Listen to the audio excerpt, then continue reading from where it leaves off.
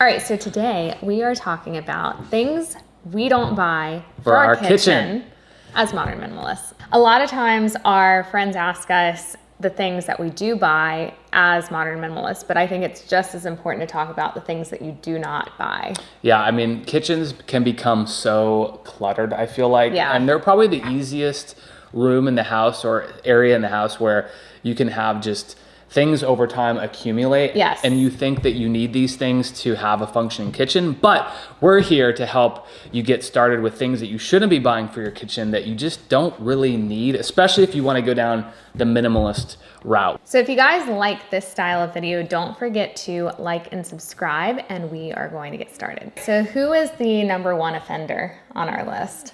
I think we all know. All of the mismatched mugs that start accumulating. You go on trips, friends bring you souvenirs. Always. Next thing you know, you have a cabinet full of mugs that are just mismatched. But from a minimalist standpoint, our whole philosophy is keeping things simple. And when you have mismatched mugs, it clutters things. It's just visual clutter, especially if you have open shelves like we do. And it's not as functional either. So when you go into a restaurant, like a nice restaurant, you don't go there and you see a bunch of random mugs when they're serving coffee. They're typically white, nice, clean mugs. All right, so next on our list is another common offender that we just don't think belongs in a modern minimalist kitchen, which is a knife block.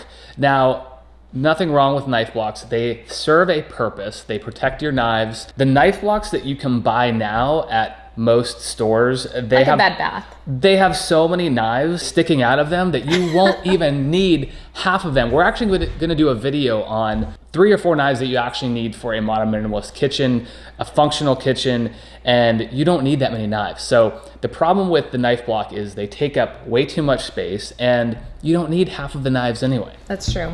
All right, so what's next? One of my, at least, top offenders is pod-based coffee makers. So that's the Nespresso, that's the Keurig, any of those pod-based versus a traditional, nice coffee setup. And I don't mean super expensive. I mean like a Chemex or High quality. French press, high quality coffee makers. It doesn't have to be complicated. So if you go into your favorite coffee shop, you will not ever see a pod-based coffee maker. And the reason for that is they don't taste good, they're not good for the environment, and they honestly are not that useful. Well, and if anything, they're more expensive. All right, another thing or things that we don't buy for our kitchen is kitchen decor or kitchen, anything to style the kitchen. Everything that we have in our kitchen that looks like decoration are actual functional things. We want things to be functional and practical, and that's what makes the kitchen look nice. Yeah, and it doesn't mean not having anything in your kitchen. It just means paring it down to the things that are functional but are also on the aesthetic vibes. Especially when it comes to open shelves, be careful with getting into the habit of the Pinterest side of things and starting to style your shelves in a way where things are no longer functional. It's just out there as decor. It's a glorified console table. We really do recommend trying to use your actual things that you use on an everyday basis in your kitchen. Use that as the way to style your kitchen and your shelves. So the only other thing I would say with, especially when it comes to open shelves, is we do have one thing, and that's our plant. The plants are a great way to add a little bit of decor with it feeling still simple, streamlined, and aesthetic, but plants are also still functional in your home because they clean your air, so you could look at it that way. Another thing that we do not buy for our kitchen are magnets. And the reason being is because it starts to add clutter to your fridge. Inevitably, you're going to start using the magnets. You're going to start putting pictures up, reminder notes up, invites up. You have to just start taking that off. A fridge is an easy spot to just start getting cluttered. And the thing is, you just don't notice it because it's your own stuff, but your brain becomes immune to almost seeing it. But once you clear your refrigerator of anything, then you'll realize that once you see 1 or 2 things up there, you're like, oh my gosh, I can't believe I had all of that stuff on my refrigerator. Yeah. So magnets are definitely things we do not buy for our kitchen. Okay, so need a place to store your kitchen utensils, right? Spatulas, spoons, things like that. Well, a lot of times people go out and they buy these utensil holders, kind of these tall cylinder looking containers. They put them on their counter and then they stuff everything in it, and it kind of looks like a bouquet of kitchen utensils. So that is something we do not buy, just because we like to put our utensils and our spatulas in a drawer and then have them organized.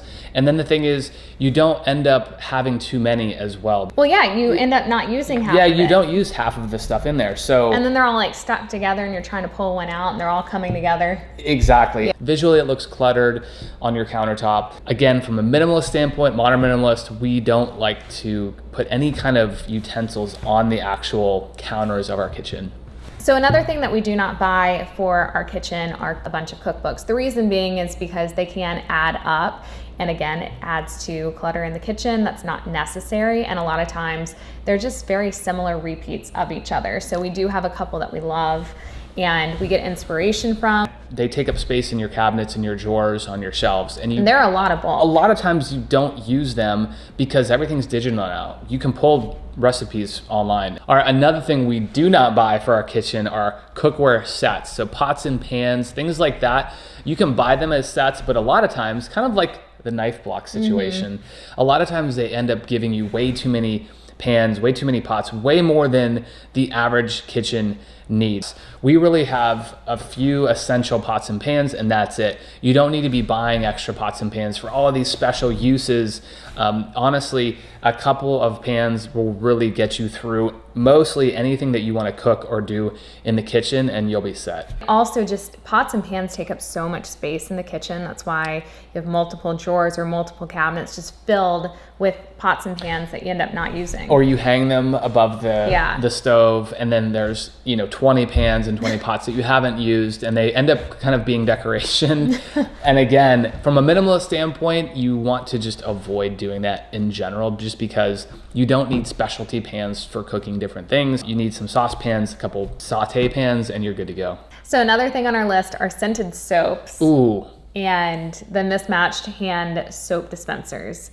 Oh, that's a double whammy. That's a double whammy. Yeah, we do not buy this. So we have one soap dispenser from CB2, which we have talked about in another video, but it looks simple, clean, goes with our aesthetic. Refillable. And it also has unscented, a clean version of soap in it. All right, the problem with hand soaps, scented hand soaps, is that when you wash your hands, you're at someone's house or even at your own house, the scent stays on your hands. So especially for a kitchen, then the problem is when you're eating, for example, or you're cooking, you have that scent all over your hands. We like to go with anything unscented, especially for the kitchen, because when you're cooking, you want to be able to taste and smell your food. Get the pumpkin spice out of here. No.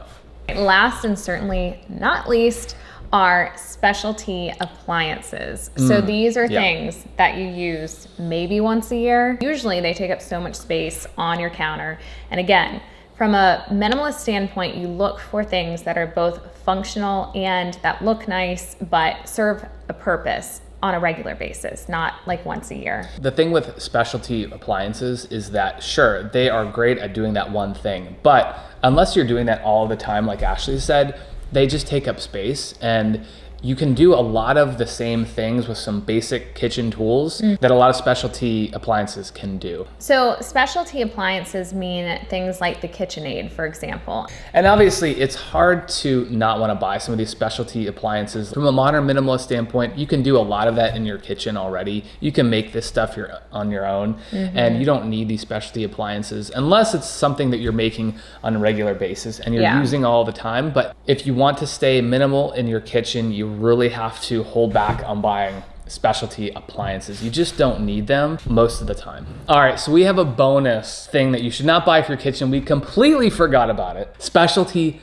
wine openers. Okay, I'm gonna get the wine opener that you all should have if you want to have a nice, modern, minimal kitchen. This is what you need, and that's all you need to open a bottle of wine. And we're being serious. Seriously, this is all we use. So the ones that light up, that drill into your bottle, that make all the noise, that are sitting out on your bar cart maybe right now, are not necessary. If you go to a wine store, these are like $5 and they're gonna last forever. Yeah, so bottom line is it's a no. Get yourself one of these. A wine key. And thank us later. So if you guys liked this video, don't forget to like and subscribe, and also check out our other video on the essentials that we do buy for our modern minimalist kitchen, and we'll see you in the next one. See ya.